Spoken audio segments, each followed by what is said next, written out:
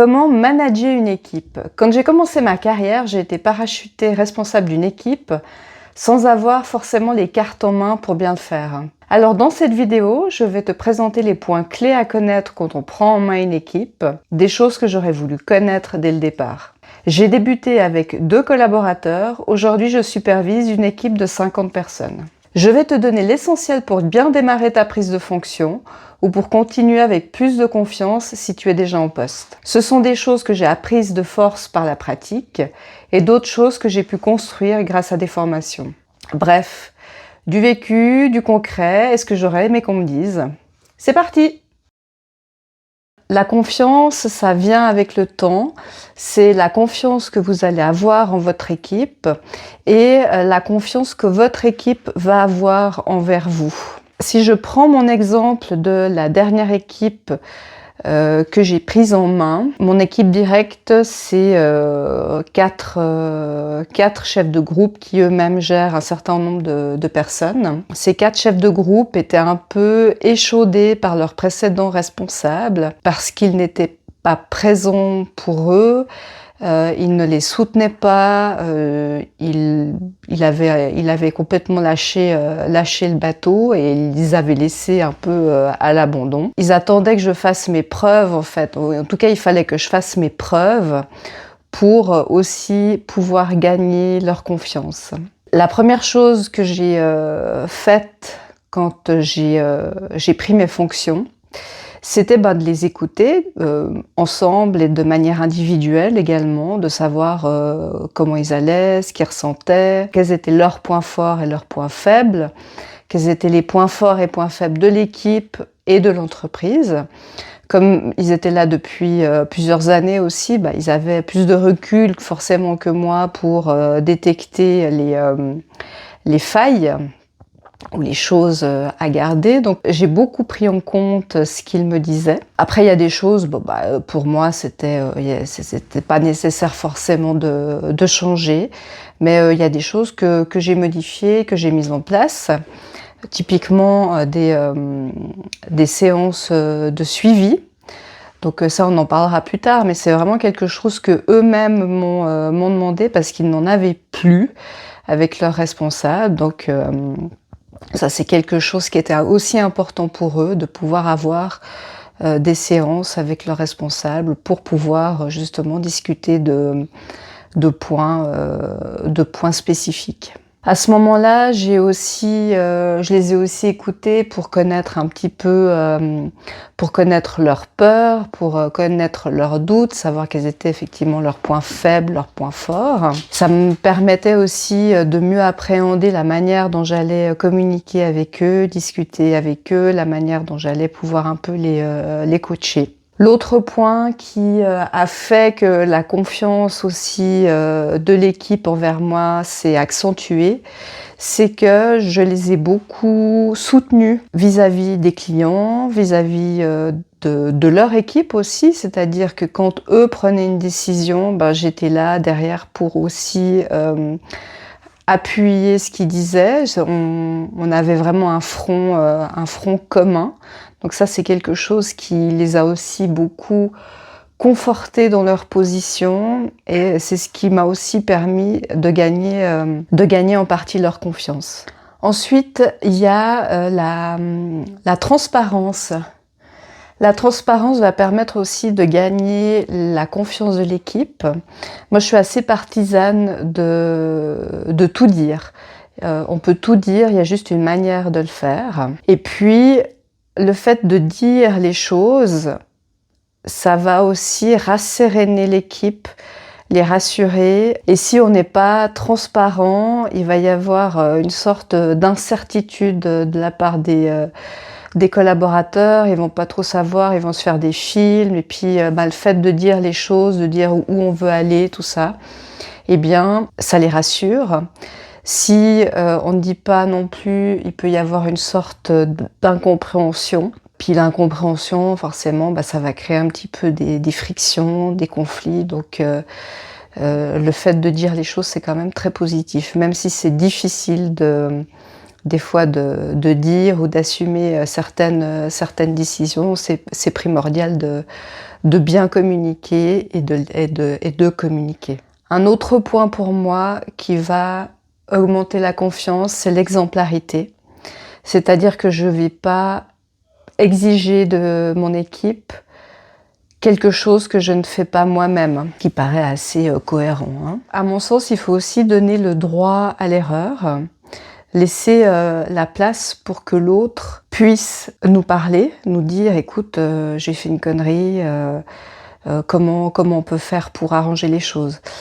Il faut que ce soit, alors il ne faut pas que ce soit non plus récurrent, mais disons qu'il faut pouvoir laisser l'opportunité à l'autre de le faire en toute confiance pour pouvoir justement améliorer les choses, pour que ça ne se reproduise plus, pour éviter qu'on nous cache des merdes, et puis de les retrouver quelques mois, quelques années plus tard, et puis où là ça devient vraiment beaucoup plus difficile de régler, et ça peut prendre une ampleur assez importante. Alors que si on avait pu régler le problème dès le départ, ça aurait été peut-être plus simple. Et puis un autre point que j'ai peut-être appris aussi dernièrement, c'est le fait de donner un cadre. Le cadre est important. Non pas que je donnais pas de cadre, mais je pensais pas que ça pouvait aussi aider à la confiance de l'équipe. Le fait c'est un peu comme des enfants. Si on donne un cadre à un enfant, eh ben, il se sentira peut-être un peu plus en sécurité. Donc c'est un petit peu la même chose avec nos équipes. Si on leur donne un cadre clair, ils vont savoir comment agir dans ce cadre. Ils ne seront pas dans l'incertitude, est-ce que je fais bien, est-ce que je fais pas bien. Premier point, la confiance en l'équipe, la confiance de l'équipe. C'est souvent que je vois des personnes qui vont agir de la même manière avec tous les collaborateurs. Et avec l'expérience, je me rends compte que déjà, c'est pas très efficace de parler de la même manière à chacun. Il y a certaines personnes qui préféreront avoir un cadre et un objectif clair, et dans ce cadre, ils vont faire un petit peu ce qu'ils veulent, hein, pour arriver à l'objectif. Et puis, on a d'autres personnes qui ont vraiment besoin de savoir ce qu'ils doivent faire à chaque étape.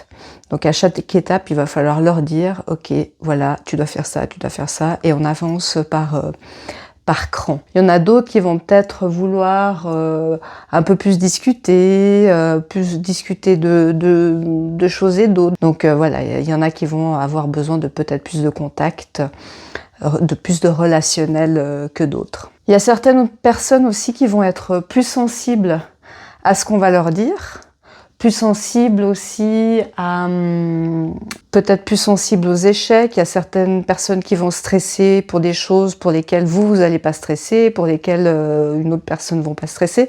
Donc ça, c'est vraiment quelque chose qu'il faut être très attentif, voir un petit peu voir les réactions des gens, et puis apprendre vraiment à les connaître pour savoir comment vous allez devoir les diriger. Ensuite, vous allez avoir les profils un petit peu plus difficiles.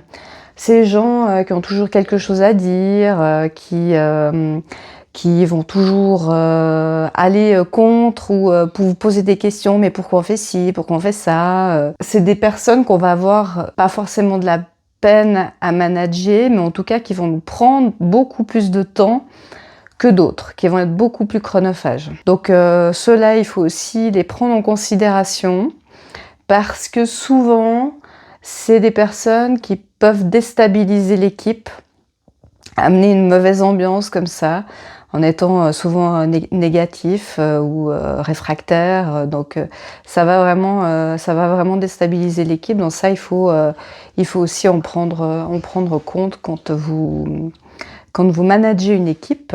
Par rapport à ces profils-là, mais c'est pas forcément le comportement, ça peut aussi être le travail qui n'est pas fait à satisfaction. Donc on a des personnes comme ça qui prennent plus de temps. Puis quand on a réglé le problème avec une personne, c'est souvent une autre personne qui prend le relais. Donc voilà, il y en aura toujours un ou plusieurs dans votre équipe. Donc ça, il faut en tenir compte. Et pour ces personnes, il faut mettre en place des entretiens de suivi pour leur dire exactement ce que vous attendez d'eux, ce que vous ne voulez plus d'eux.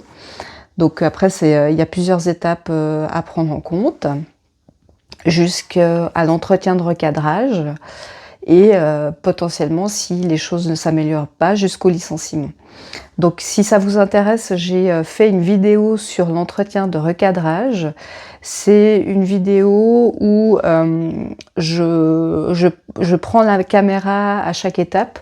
Je vous explique le contexte. Je vous prends avec moi aussi dans la préparation de l'entretien. Je vous explique un petit peu ce que je pense sur le moment, quelles sont un petit peu mes difficultés. Et juste après l'entretien également, je vous fais un feedback de la manière dont ça s'est passé. C'est intéressant dans le sens où vous êtes vraiment plongé dans l'histoire et puis ça vous permet vraiment d'avoir un fil conducteur peut-être de A à Z.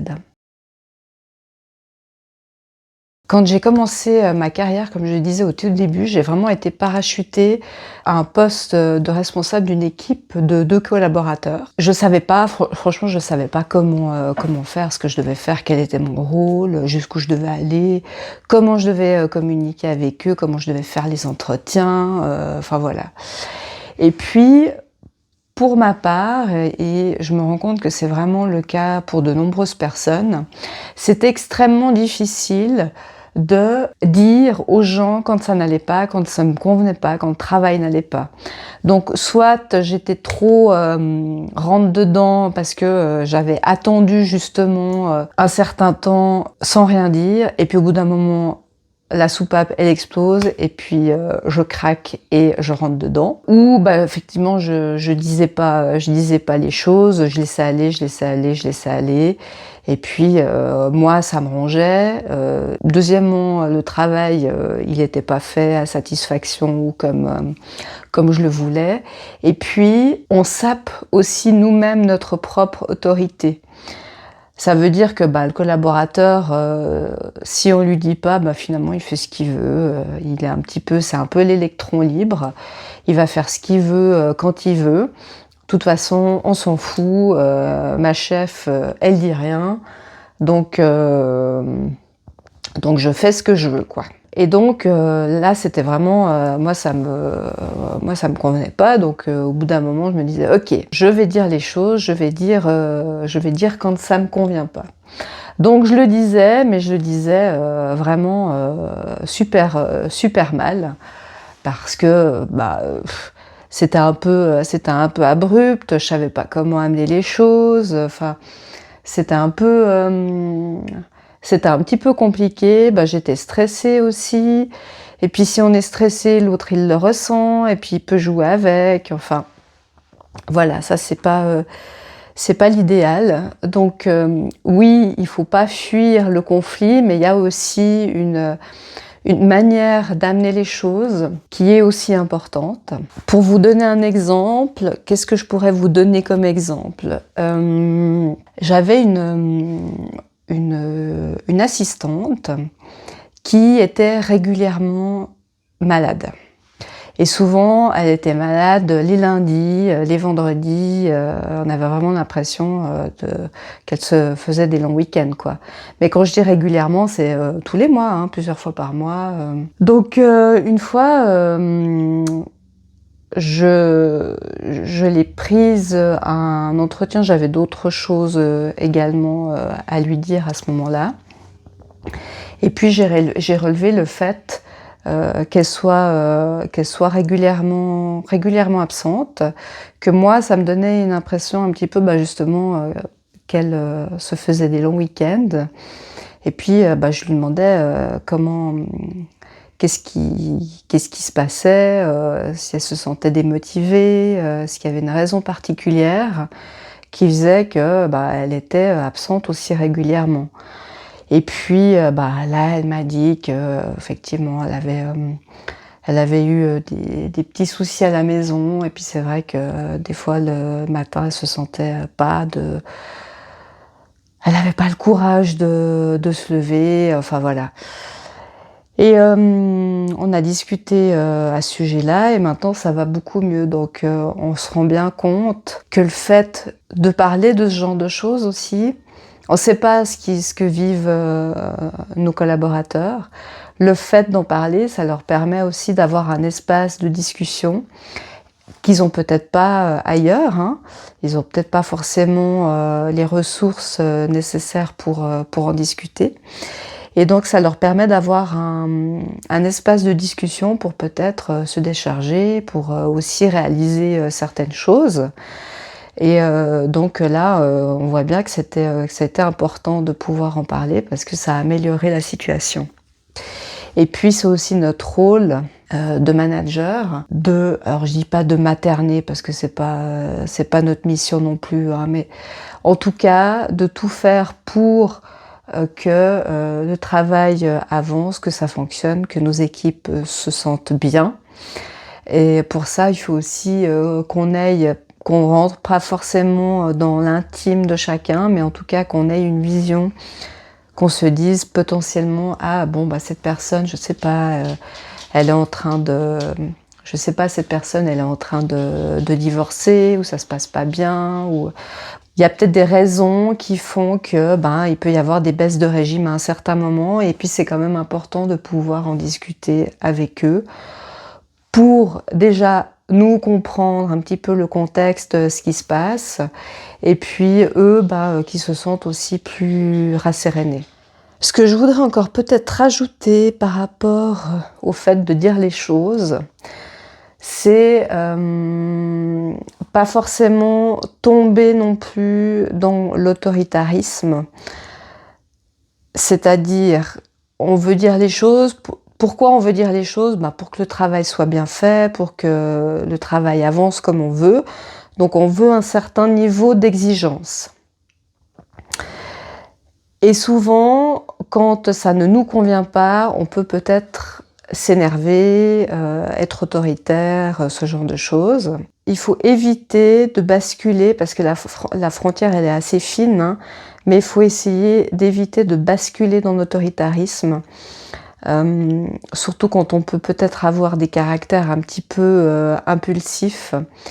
J'ai eu le cas d'une collègue d'ailleurs qui c'était un fort caractère. Et quand ça n'allait pas comme elle voulait, elle rentrait dedans, quoi. Et ça créait vraiment des tensions et puis une ambiance une ambiance malsaine. Donc ça, c'est vraiment un point qu'il faut faire attention quand on va dire ce qu'on veut de nos équipes et quand on va leur demander de faire certaines choses.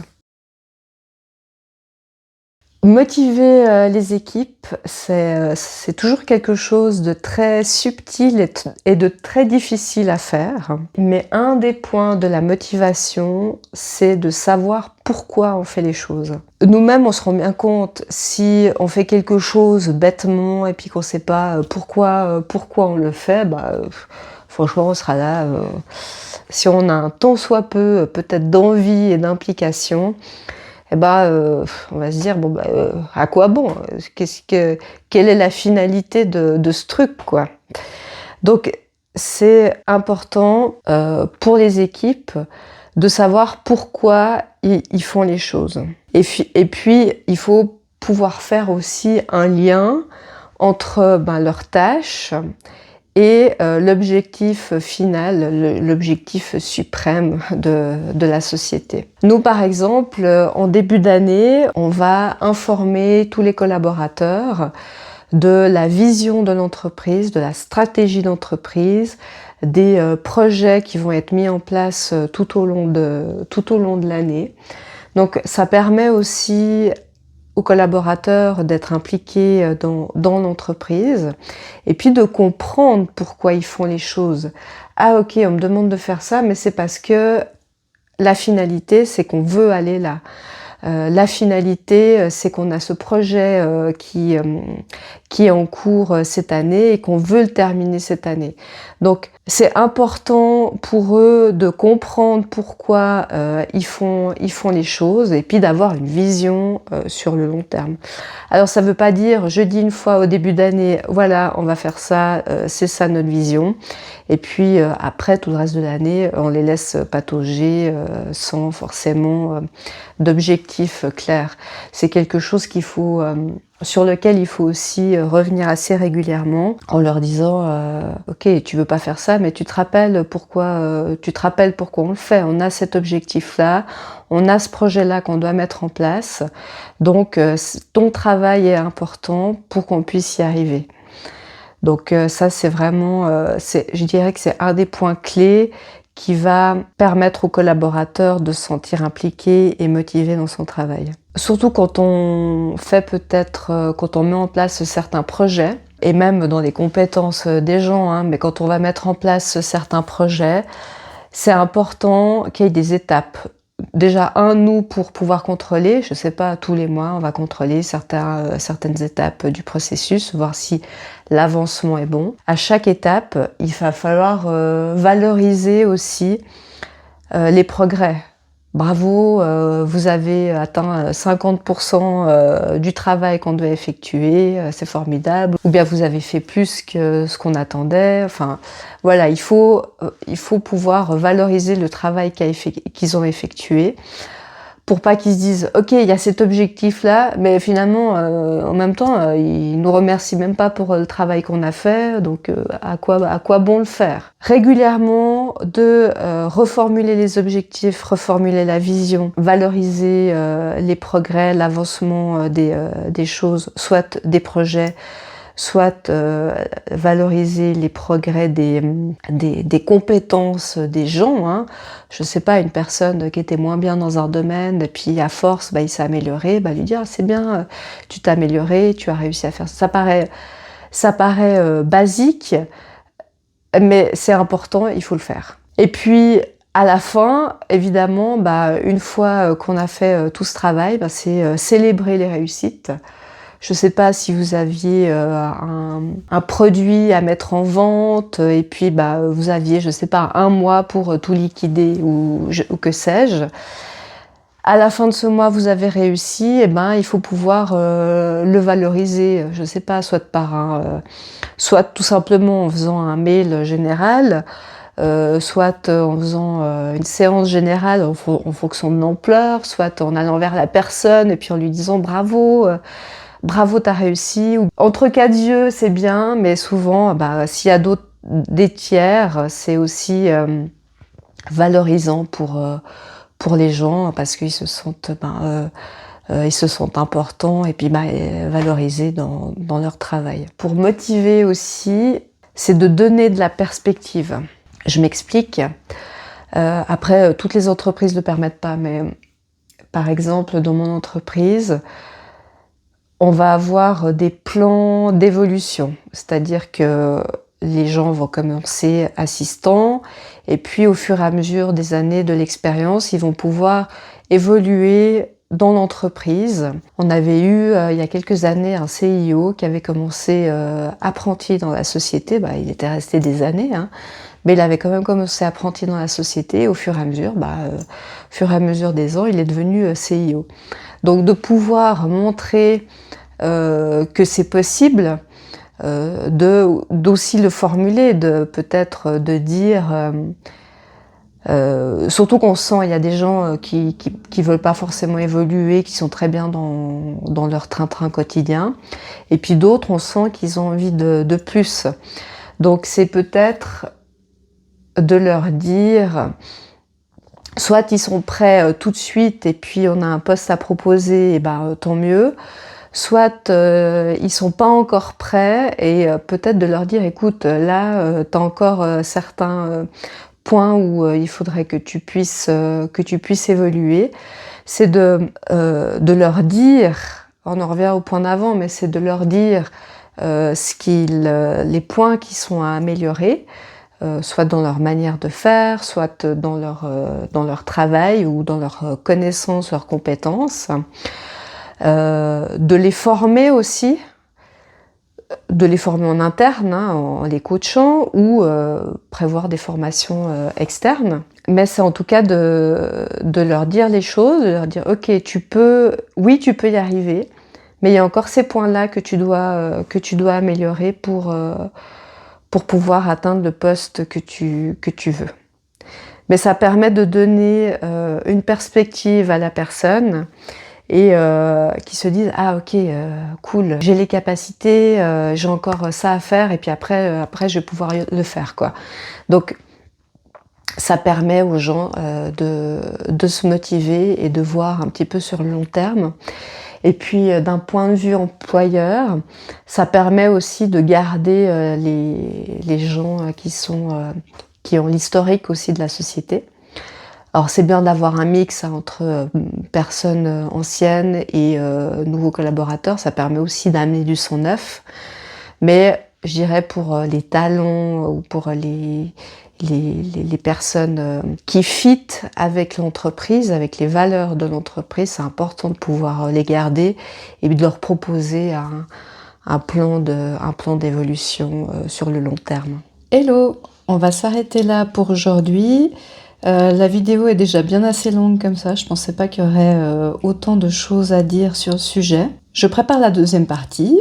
Si cette vidéo vous a plu, n'hésitez pas à vous abonner. À très vite pour la partie 2.